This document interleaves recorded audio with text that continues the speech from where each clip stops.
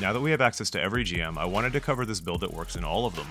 Arbalest tears through any shield element, essentially hard countering match game, and the 30th anniversary update added intrinsic anti-barrier to it as well. The energy slot will be your choice of bow when the run has overloads, which in the current rotation is all of them with the exception of Proving Grounds. I ran this build in Proving Grounds last week and ultimately landed on a BXR-55 Battler with Unstoppable Pulse Rifle instead. It's helpful to have the element of your bow match the most prevalent shield element in the GM you're running. For example, an Imperial Needle for the Void Shields on the Servitors during the boss of Devil's Lair, but given that Arbalest has all shields covered, it's not at all necessary.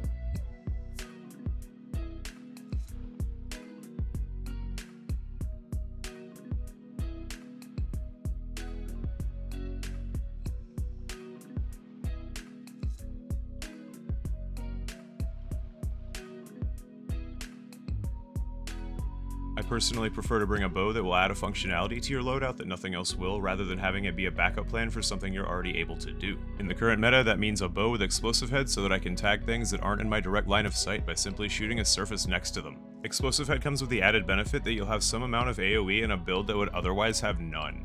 Dragonfly is a great backup option. I've been hard stuck on this Arsenic Bite that has both of them since I pulled it out of a Paraversal Haul while I was farming Dares of Eternity. If you have neither of those options available to you, Vorpal is great too.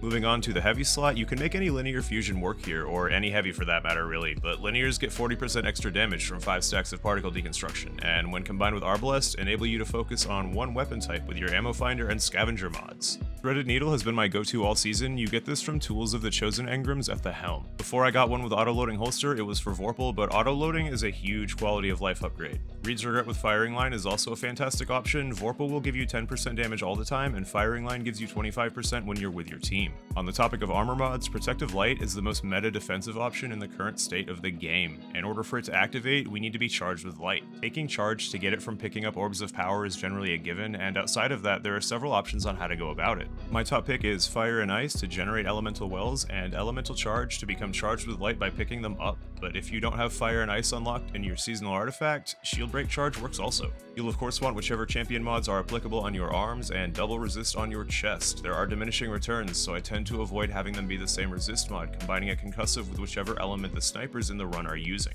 The exception to this being Proving Grounds, where you can easily justify double concussive, as the few snipers that are in the run tend to be much less of a threat than the other things that come with them. Most of the time, if I don't know what element the snipers are using, or back when I didn't have all elements available to me, I'd default to using a sniper resist mod most of the time instead.